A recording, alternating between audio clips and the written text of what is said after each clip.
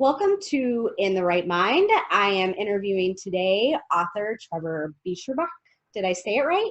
Bierschbach. Yeah, Bierschbach. close. All right. I'm learning. I can finally spell it correctly. Well, So good. you got to give me that. Yep. Um, Trevor and I have actually worked together for quite a few years now. And I'll give him an opportunity to kind of go forward and tell us about the books that he has written and where you all might find them. Okay. Thank you for having me, first of all. Good to be on your first show. That's always good. Yeah, so I've got three, I guess you could say, I've got one novel and two short story collections out now. Published Embers of Liberty in 2018, end of 2018.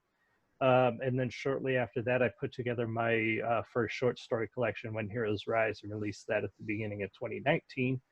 And then earlier this year, I put out the first short story collection for a collaborative project called The Realm of Thrall that Ray and I are both working on. And you can find them all on Amazon. The first two are available paperback and Kindle. Right now, the Realm of Thrall book is only on paperback because I'm lazy and I haven't converted the formatting to Kindle yet, which is really not that hard. I just need to sit down and do it. You can also find them on my website. You can find them on eBay. I have a Facebook store. There's a lot of outlets to get the books. Make it as easy as possible. You can also find me at shows when we start doing shows again, and get them directly from me, which is usually your best option because I'm offering all kinds of deals usually at shows. So that's what I got and where you can get it. Fantastic. So how has this COVID-19 pandemic and stay-at-home orders, how's that affected your writing? Actually quite a lot, more than I expected. And I think it's lack of routine. I'm having a hard time focusing. I think that people have said that's kind of normal. I'm not sure if it has anything. A lot of people think that that has to do with being worried about everything that's going on, and I'm not really that worried. But I do have a hard time focusing, and I think it's because it's easier to get distracted at home. I actually do a lot of my writing on my lunch breaks at work, or I find places away from the house to do writing, and I probably should have done that when this all started. But when I realized that the change in routine affected my ability to write or ability to create, I didn't want to change that because I knew this was temporary. So what I didn't want to do is set a new routine, which would then get interrupted when all this goes back to normal.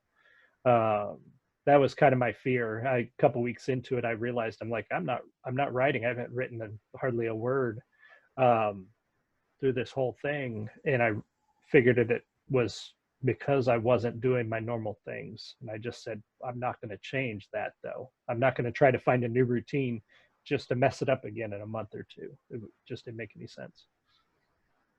Okay. Well, with that being said, what's in the pipeline? What are you currently working on? Two, more than two things, but really focused on two. I've got my next novel, which does not have a title yet, but it's going to be part of a series that I'm tentatively calling the Moon Dancer Saga. It's more of a high fantasy novel set in the same world that most of my short stories are set in. I'm about a third of the way through the rough on that one. And then I'm working on a novella for the Realm of Thrall series, following one of the main characters from that short story collection. And I'm really just in the very beginning stages of that novella. Okay. Well, I'm going to jump into my jar here and pick a random question. Let's see what. Right on. Let's see what craziness. Maybe it's crazy. What is the most difficult part about writing for you? That is a good question.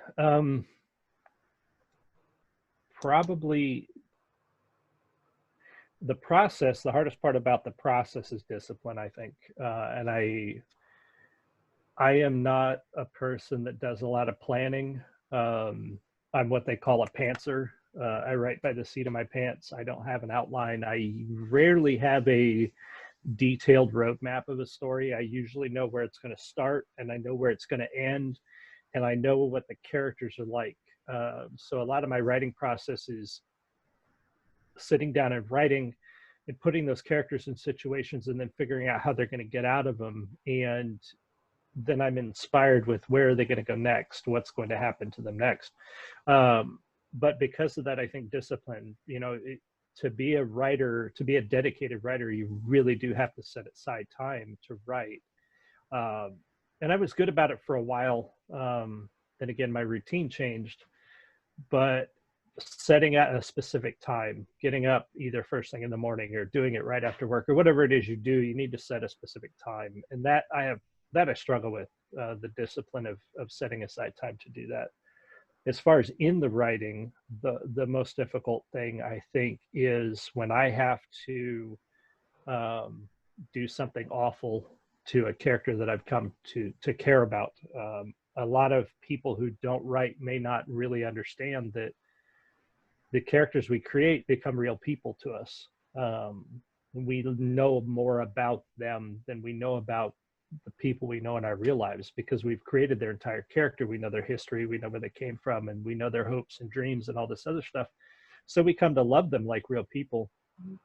But the nature of writing, especially when you're writing adventure stories or fantasy or stories that involve danger, you have to put those characters in danger and you have to hurt them. Your audience has to know that you're willing to do something bad. Otherwise, they don't care.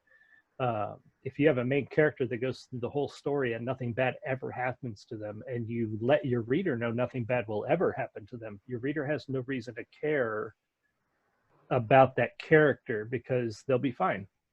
So when I have to hurt a character that I've come to love, that's really hard for me sometimes. I really have to stop after some scenes and gather myself before I can move on, because it's like hurting a friend. It's not cool. It's not fun. Yeah, I've had to kill off a few characters, and that hurts. Yeah.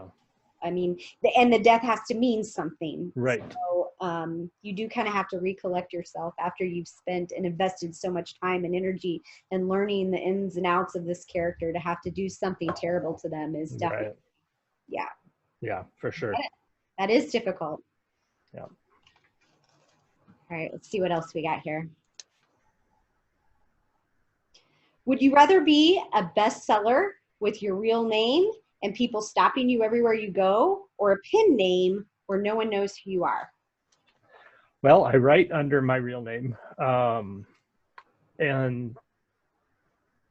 I guess it's not so much because I want people to know who I am. Because I thought about a pen name for a while. My last name is 11 characters long. It's not easy to spell and it's not easy to say. Like I said, I just learned how to spell it. I don't have to check now. No. So when I made the decision to publish Embers of Liberty, I thought about it for a while, back and forth. What should I do? Should I use a pen name? Should I not use a pen name? And I'm sure if I were to have gotten an agent at the time, he probably would have advised that I use a pen name for marketing reasons. But I'm proud of my family and my family's history and where we come from. So I decided to keep it. I decided to stick with it. I'm self-published. I could do whatever I want. And that's kind of the nice thing about being self-published.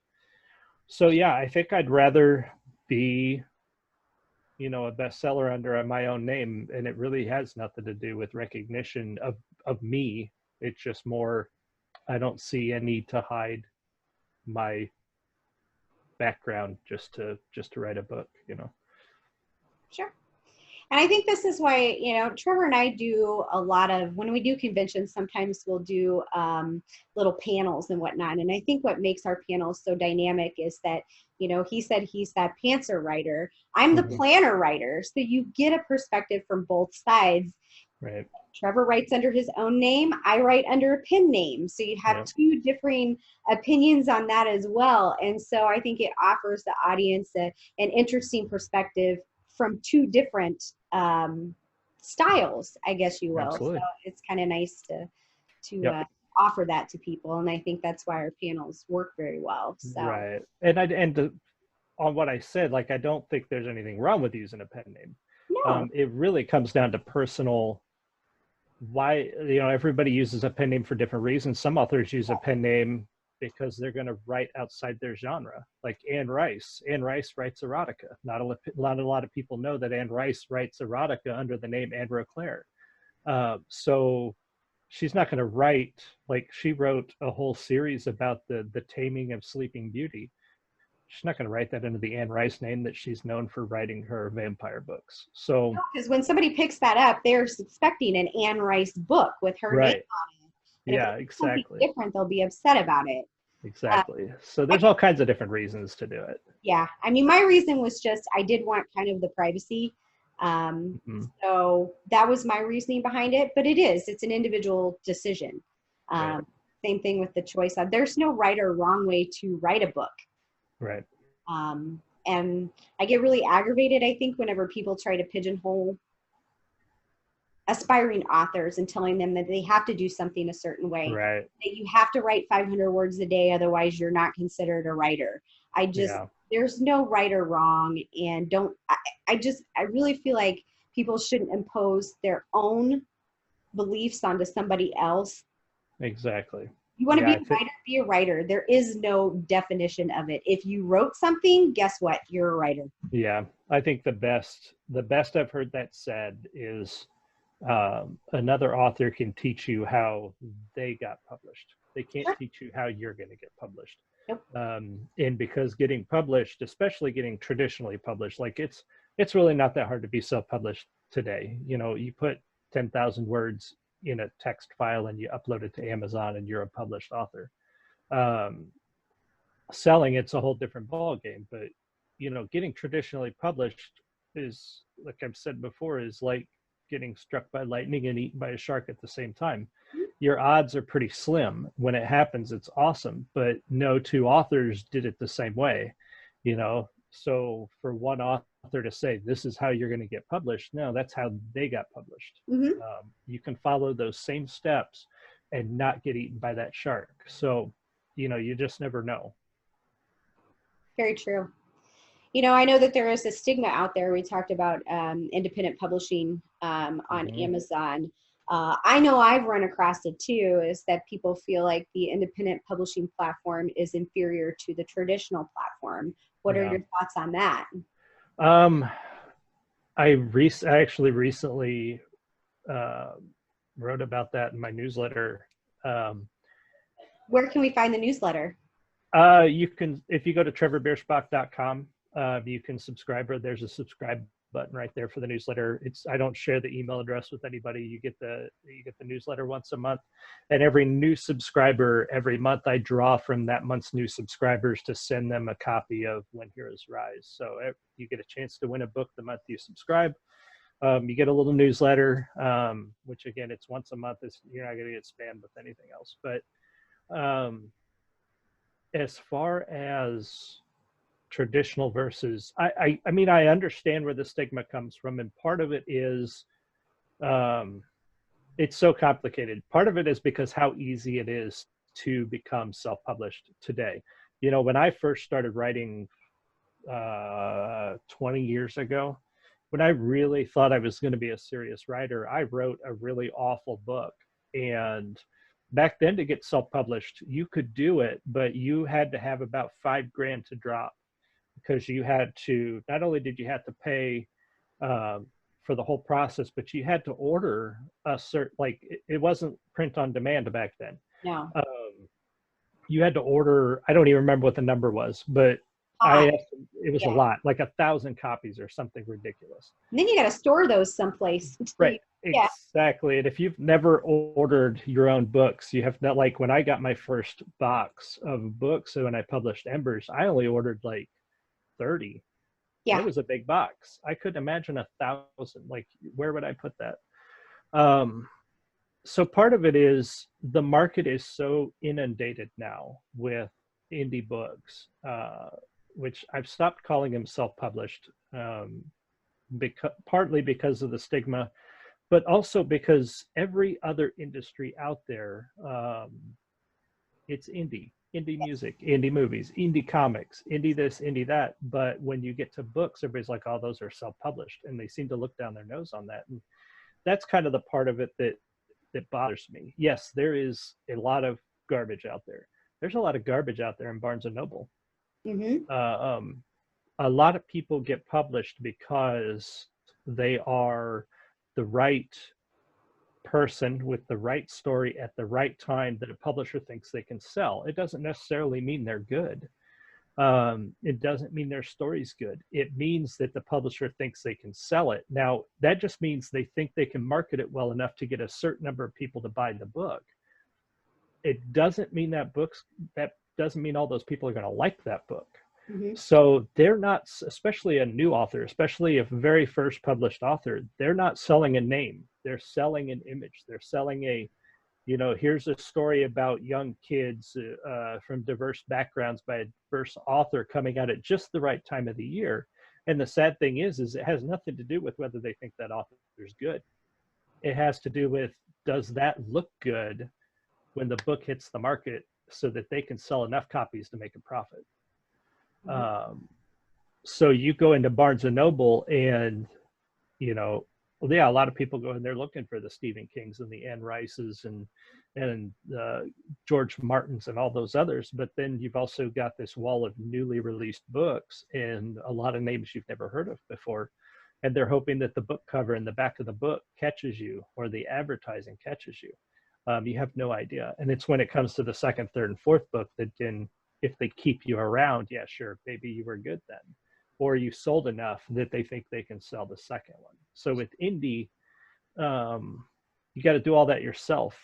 And there's so much. You go to Amazon, there's so many books. So people are like, oh, it's so much to wade through. And they do. You get a lot of junk. So people buy indie books and they're like, oh, this wasn't good. So that must be the norm for indie books. Right. And it kind of sucks, but again, indie music is one of those independent mediums where people like, indie music is so good. Everybody thinks it's the best. Like independent artists out there creating their own record labels and becoming huge. It is a real thing. And then indie movies, they have huge award shows all around the world for indie movies, Oh, yeah. Mm-hmm. And then a lot of them go on to be in movie theaters. But there's also a lot of garbage blockbuster movies that are put out by Hollywood. A lot of unimaginative movies that they knew they could just get enough butts in the seat to fund that movie. They don't care if it was any good. They care that it made money. So to me, I think, yeah, there's a stigma. I think the stigma is pushed by, I think it's pushed by the publishing companies, which doesn't surprise me. Absolutely. They don't want competition. They want to make money. I mean, that's the essence of business, right? Right. Exactly. Their market is now saturated as well with these indie books. So they want to keep it in their pocket. So they want to promote their authors and their books. So it makes sense to eliminate the competition. That's just exactly how it works. But sadly, it's also pushed by authors. It is, yeah. The book industry is one of the few, like if you go talk to musicians, big musicians, they're going to be like, oh, indie music is where it's at. That's where everybody starts. That's where everybody gets there. That's where they get good. Or they talk about the people who were always indie. Radiohead, one of the biggest bands in the world, is considered an independent artist. People talk about these indie artists, these indie musicians, like they are gods among men because they didn't sell out. They stayed true to their music. They're really talented, doing the hard work, marketing and doing these small gigs. Musicians talk about them like they're great, same with indie movies. All of these movies won these awards at this award show, over in France or wherever. And they're so good, but then they talk about Hollywood like, yeah, it's just a money-making, let's churn out movies group, but then you get to authors and you talk about indie books and they're just like, oh no, that you don't want to do that. That's not good. No, none of that's good. And it's disappointing because we're all in this together, but it seems like some of us are not as supportive, as others. The one that I saw that was different was Mercedes Lackey. I heard her talk about where she started. Somebody had asked her what she thought of fan fiction, which is even lower on the scale, Sure. as far as indie work goes, because that's literally somebody taking somebody else's work and writing new things they can't publish because of copyright. And she flat out said that that's where she started. She started writing fan fiction before she actually got published. So she has a lot of respect for fan fiction authors who obviously can't publish. Well, wouldn't it be more like it's just practicing your craft, right? It's Exactly. like a writer's prompt. Exactly. Yeah. And that's why a lot of people don't go after fanfic, even when fanfic gets published online for free. Technically it's not legal, but it's still this person practicing their craft and learning how to become a writer. But yeah, that's a big topic, I guess, because it's, I don't like when other authors behave like their competitors. Like we all have a different target market. We're all going to get different fans. There's enough readers out there for all of us. As a matter of fact, there's not as many readers as I would like there to be. So, we're all fighting over a small group when we should really be fighting together to get more people reading. No matter what it is, whether it's my stuff or some other author stuff, I really don't care as long as people are reading. Well, that's kind of why I decided to do, for example, these interviews, is because it gives other authors a platform. I share it on my site. They have it on theirs. We're almost promoting each other. Okay. I have other authors' books on my website. My artistic statement is all about, I want to see more people take that leap and become authors, inspire them to do that thing that scares them the most, and put it out there. So, and to help them do that. And I guess I feel the same as you, very passionately about, we have to stick together and help each other. Yeah, absolutely. So rather than being the competitors. And I do know, I go to some conventions and I know exactly there's a few authors in the area that are the competitors, and they will absolutely stab you in the back if they're given the opportunity. So and then there's others that just really band together and want to help each other out. So you get a little bit of both in the world. And I wish there was more kindness than there was the other. For sure. And really, I mean, when you get down to the truth of it, none of us individually can produce, except maybe James Patterson, none of us individually can produce enough books that one person could spend their entire life reading them. So realistically, us competing against each other is pointless, because if I got a person to read my books exclusively, they'd be done in 3 months. And then what? It doesn't make any sense to undermine other authors, because at the end of the day, you can't produce enough product to keep your fans just reading your material. So why not get them reading other material? It's not like they're going to abandon you. Right. I have 1,000 books in my library. I would guess a couple 300 authors in my library. If I only read one, there's no way I'd have that many books. So it's not like I'm not going to read other authors. So there would be no reason for, David Eddings and Margaret Weiss to be considered competitors. I read both of their things, and I couldn't possibly spend my entire life just reading one author. It doesn't make any sense to me. No, but there are diversify.